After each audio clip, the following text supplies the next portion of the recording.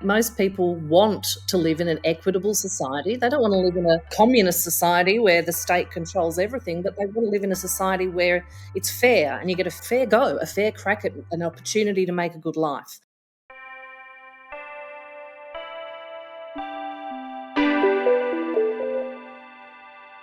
Hello, and welcome to ReCAP, Per Capita's research and policy podcast, where we examine inequality and unpack our latest work in our fight for a fairer Australia. We're coming to you today from the lands of the Wurundjeri Woiwurrung people of the Kulin Nation, whose lands were never ceded, and I pay my respects to their elders past and present. I'm your host, Emma Dawson, and we're back for our first episode of 2025. This week I'm joined by Peter Lewis, not only the convener of our Centre of the Public Square at Per Capita, but Director of Essential Media, which manages the Essential Poll in The Guardian every fortnight. We're going to talk to you today about Per Capita's upcoming Community Tax Summit. The summit, which will take place on the 20th and 21st of Feb, very shortly, brings together leading experts, community advocates, policymakers, and the Australian people to kick off a big national conversation about meaningful tax and transfer system reform, something we can't keep kicking down the road. This summit coincides with the release of Per Capita's latest annual tax survey. We've been running the survey since 2010 with the support of the Social Justice Fund. It gauges the attitudes and views of Australians from all walks of life about the role of tax and public service in our national life. Over the past 14 years of the survey, one sentiment has never changed. A significant majority of respondents believe that big business does not pay its fair share of tax and that corporate tax avoidance affects the fairness of Australia's taxation system. This year, we found that most people don't even believe our tax and transfer system does anything to reduce inequality. Now, that's the system that governs how we collect revenue and how we spend it on essential services and infrastructure. So if it's not redistributing wealth adequately, we've got to ask, is it fit for purpose? Because we found that more than a third of Australians actually think this system makes income and wealth inequality worse. It's sentiments like this that inspired us to put together the Tax Summit in partnership with community organisations from across the country. Tax reform in this country is long overdue and we need to see it tackled in the next term of Parliament, particularly as many Australians are struggling on high inflation, housing market pressures, and an ongoing cost of living crisis. So we want to kick off a conversation that means whomever wins the next election, they'll know that the community has the appetite for meaningful tax reform. Peter Essential's partnering with us on this event, and we're grateful for that. You, of course, in your day job, regularly take the pulse of Australians on what they think about our current economic system and other social policies.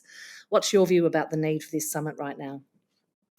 Yeah, it speaks to one of the real contradictions at the heart of our political debate, which is the disconnect between tax and services. So most people want government to do more. Yep. At the same time, there's kind of this underlying self-loathing when it comes to tax that they want to pay less. They don't see the connection between the tax they pay and the services they deliver. And then when you say to people who should pay more tax, the answer is generally other people. Anyone but me. Anyone but me. And I think the whole way tax is framed up is problematic. And I'll give you the thing that really kills me is when I hear a Labor politician talking about tax relief. Yeah. As if it is something that we need to be relieved from, or the tax burden, or relieving the burden. And it feels like it's something that's been dreamed up in a right-wing think tank and then responsible economic managers have embraced it. Yeah. But, and it leads into a whole lot of other things as well, such as, so the argument for lower taxes is it's waste, it's red tape, it's cardigan wearing public servants, which is kind of what Peter Dutton and his team are putting forward at the moment. And the same set of facts could be talking about essential services with basic rules to enforce to protect the environment and public health and employing lots of nurses. So the same reality is cast in a very different way. And I think a lot of the polling that comes out reflects that confusion. But I think what's interesting in Per Capita's latest tax survey is just reinforcing the two things that particularly business and corporations, and I think also capital more broadly doesn't pay its share, and that we do want the government to spend more. So if we're in that position, there's actually a road through, but it's one that takes a whole lot of political courage when we've framed it up as a burden to be relieved. That's right. It's a classic case of using your enemy's framing, right, and then falling into that trap. And the disconnect's real because we look at, with this survey, consistently every year we ask people a number of questions. And one of them we ask is, do you personally feel you pay the right amount of tax? And more than 60% of people earning over $200,000 a year say, no, I pay too much tax. But then when we ask them about the tax tax burdens, the tax share of other people, those same income group, people earning over $200,000 a year, more than half of them say high income earners don't pay enough. So they're not seeing themselves as high income earners.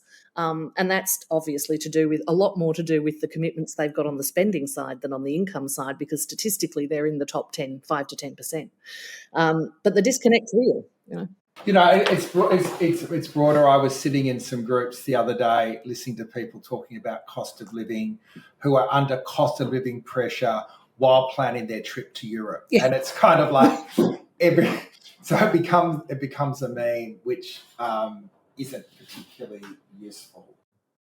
And similarly, with when you talk about services, we get a lot of support in our tax survey. The majority of people want governments to spend more money on services, particularly on health and education and social security. But we also ask them, what would you personally be willing to pay more tax to fund more of?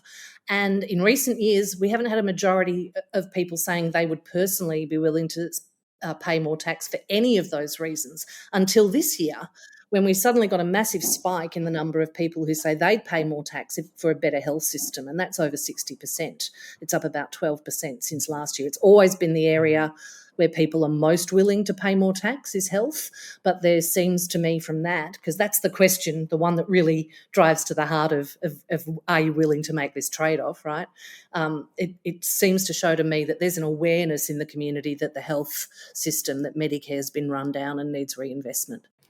Look, the lived experience on on bulk billing being harder and harder to get, I think, is really driving a lot of that. So that plus emergency departments ramping, increasing private health insurance payments as well. But in a way, Medicare and the health system is actually not health policy; it's tax policy, because without a robust tax base, you don't have that sort of health system underlying it.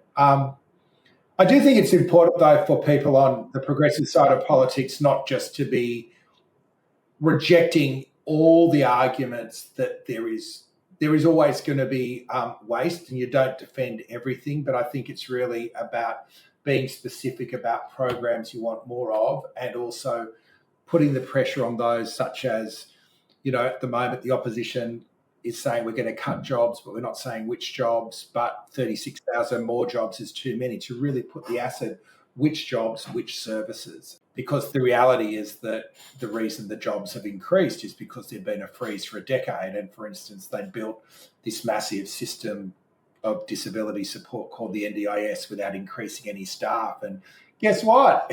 It became a market-driven market to serve the market because there weren't people actually administering it within the agency. Yeah, and a huge backlog in Centrelink claims, in pensioners getting their applications for the pension processed, in veterans getting their payments processed. A lot of those jobs have gone to, really important work. So I don't think it's good enough to say we're going to cut, but we won't tell you where.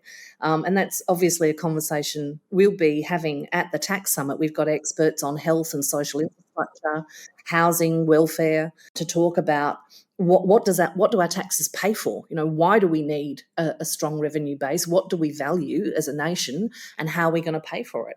And the Treasurer said, in his before he handed down his very first budget in October 2022, there are clearly revenue shortfalls over the next 40 years if we're going to adequately fund the NDIS and aged care and hospitals, and lift education funding to Gonski, let alone the costs of, AUKUS and defence and other essential services, depending on where you're coming from in the community. And so we do need to have a big conversation, but it's very, very difficult to do so because within the electoral cycle, no one wants to talk about it before an election because they don't want to be bill shortened, as Labor found in 2019. And then after an election, you're told, well, you didn't say you were going to do that, so you can't do it until you take it to the people, which effectively means we never do anything. Yeah, reflecting back on 2019, I think one of the challenges for particularly the closing of the loopholes and the concessions to capital that became bill short and will tax you to death is that the only people that really understand the tax loopholes are the people claiming them. So most people that have no idea that family trusts exist, that you can, if you're a high net wealth individual, put all your money in it and then divide it against every family member so they're all getting the tax-free threshold. Very few people understand, unless you're a property investor, how negative gearing works. It sounds quite benign. If you don't have shares, you don't understand franking credits. And I don't think we've got an understanding of the history of inheritance tax. Up until the 70s, everyone had an inheritance tax, and the story was that Bjelke-Petersen got rid of them to induce older people to go to Queensland.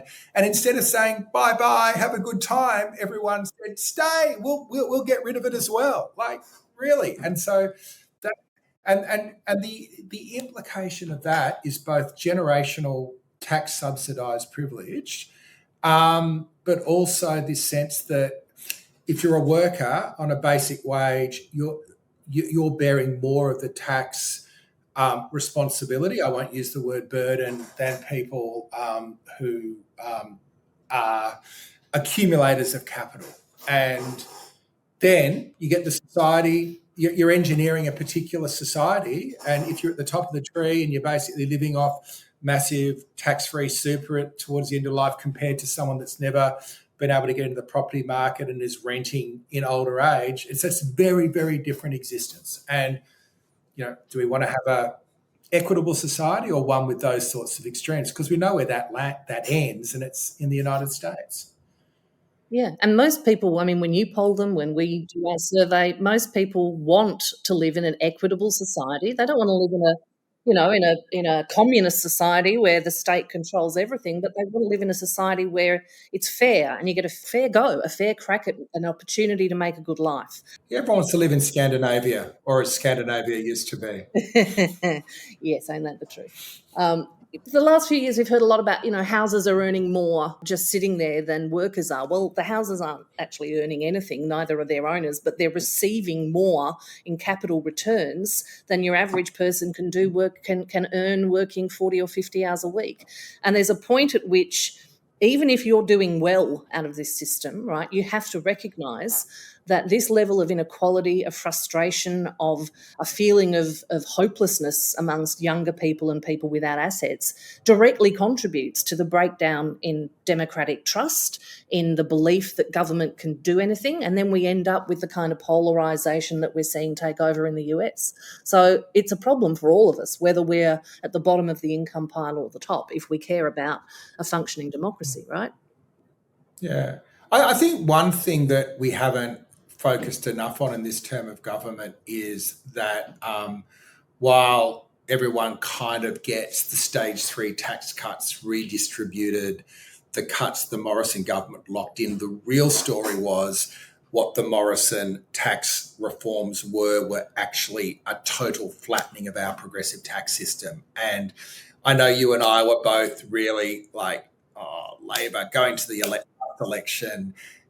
Like that felt worse than AUKUS, and AUKUS is bad enough. But to his credit, Albanese did, that was the one thing that he changed views on, and it has safeguarded the progressive tax system. I would not at all be surprised if that would be reopened by a Dutton government, either operating in majority or if they cobble together a minority. And I fear that because we turned it into retail politics, just a tax cut for all, and didn't embed the value proposition under it, we haven't quite got, it's so on brand for Labor to be doing that, and it's almost like they haven't taken the opportunity to own that. And so it wasn't just that more wealthier people were going to get more of a tax cut. We were actually going to turn it into ground zero of taxation.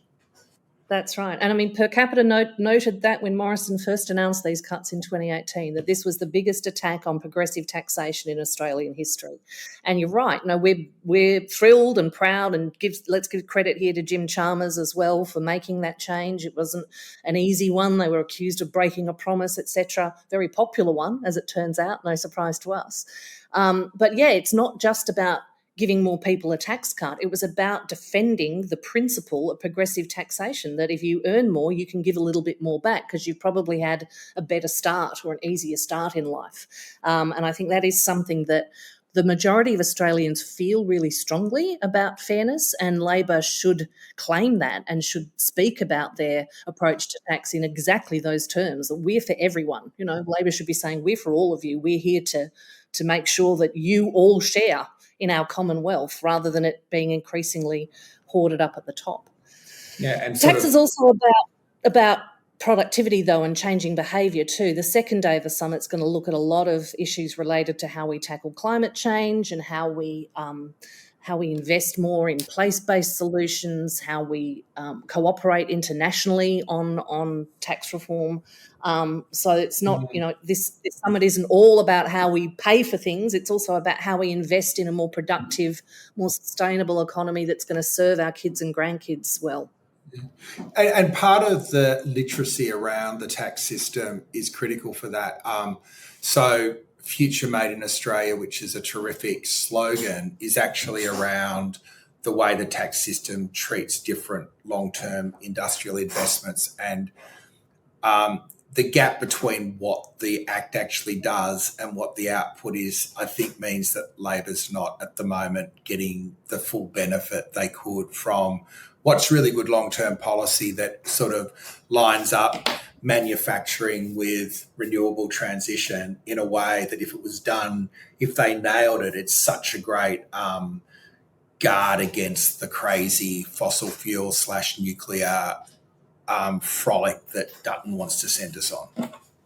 Yeah, and that legislation passed Parliament last week. So, to enable those tax concessions and those investment incentives to come through for the renewables sector, for the critical minerals sector, it's dismissed very lazily by parts of the economic press as some form of interventionist industry policy or protectionist industry policy, when in fact it's quite the opposite. It's about catalysing private investment to drive innovation in our economy. And there's been precious little of that in the Australian economy for the last 10, 15, even 25 years. We've been so blessed by having all these natural resources that we just ship up and ship off overseas, dig up and ship up overseas. The argument here is, well, with the next iteration, we're moving away from mining fossil fuels and towards mining critical minerals for the transition. Let's add some value to those products here on shore. Let's create the industries that are going to turn those raw materials into goods and build our skilled capacity and our manufacturing capacity in areas where we have a real competitive advantage. So we're not just going to be talking about spending at this summit. We're going to be talking a lot about how we reframe the economy for the future and ensure that any future growth is going to help not only the planet, but more than trickle down to ordinary people. We want a real share in future.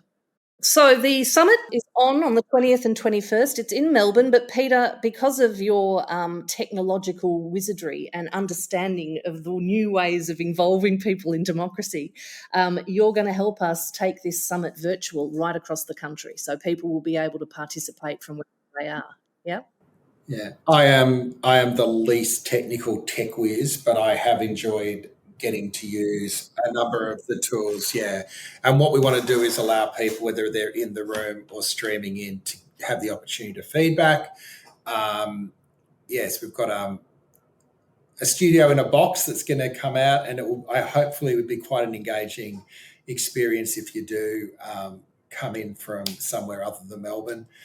We're also going to be using the Civility Toolkit, which is about giving people the opportunity to provide some real-time feedback. We might do a bit of quadratic voting at the end of each day so people can actually spend their own intellectual capital on different ideas, and hopefully also give some feedback on some of the provocations. I'm really interested in hearing what Ken Henry has to say. I know he's one of your keynotes, Emma, and he was the guy that wrote the comprehensive tax reform paper over a decade ago now, and I'd be interested in his reflections on how many of, if it's just going to be an "I told you so" or circumstances have changed, so have I. But that'll be good to see, and then obviously it'd be great to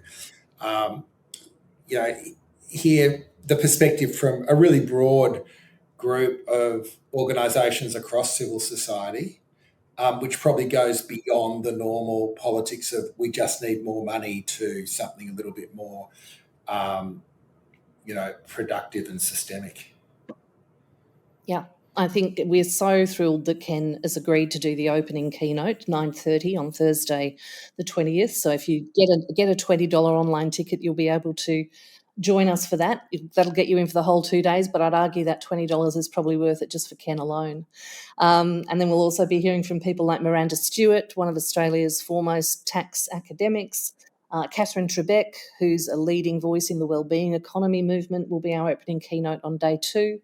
We've got speakers from ACOS and the Brotherhood of St Lawrence, experts in child poverty, experts in welfare system reform, and of course 2 panels of people that are the real experts in living under our system, which are people who are disadvantaged in some way by the current tax and transfer system. Day 1, very much a focus on living standards and income, and day 2, a focus on those people that have been badly affected by our failure to act on climate change and to invest in mitigation. So by the time this podcast comes out, I expect our in-person tickets will be all gone, but if you're listening to this, you can jump online and get one of those $20 online tickets at least, and Peter and his team will make sure that you get the full interactive experience. No pressure. As you can hear, no pressure. As you can hear, we're pretty excited about the Community Tax Summit. So I'll mention now, importantly, those philanthropic organisations that have supported us to put this on. We're a tiny organisation. We're working with non-profits, and we couldn't do it without the philanthropic support from the Lord Mayor's Charitable Foundation, Reichstein Foundation, Manifera and Triple, and our friends at New Democracy as well.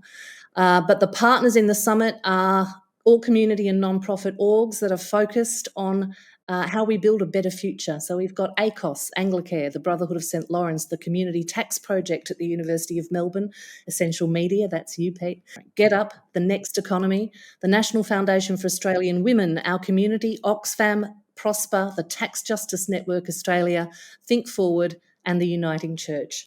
All of those organisations have been absolutely instrumental in putting together what I think is going to be 2 days of a really great kickoff for a big conversation so that we can go to whomever wins the next election with some very well thought out plans for how the community sector and ordinary Australians can engage in a conversation about tax reform. Are you looking forward to it, Peter?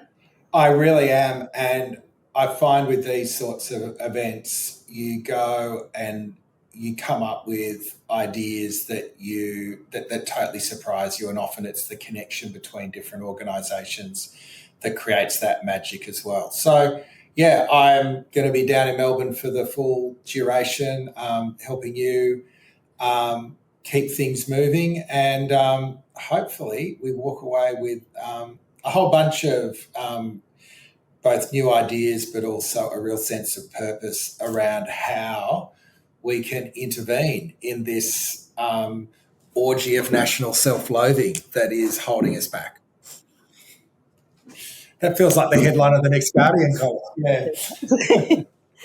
Well, it's all happening on Thursday the 20th and Friday the 21st of February 2025. It's at Victorian Trades Hall. You can get your tickets at Humanitix, and we'll put a link in the description of this podcast to that ticket site. We'll also put a link in there to the latest Per Capita tax survey, which is just out. That's all we've got time for today. Thanks, Peter, for joining us for this episode. Be sure to catch Peter on his regular podcast, Burning Platforms, which covers the biggest news in tech policy and has been a real hit amongst our audience over the last couple of years. And thank you, listener, for joining us for this episode of ReCAP. Subscribe to Per Capita Podcast for more content, including our upcoming John Cain lunch with Think Forward's Tom Walker, where we'll be talking about their tax campaign to tax wealth and not work. You can find all our shows on Apple Podcasts, Spotify, and YouTube. And if you want to get all the latest on our research and advocacy, subscribe to our newsletter at percapita.org.au. Join us next time when we continue to examine inequality and work towards a fairer Australia. Bye-bye.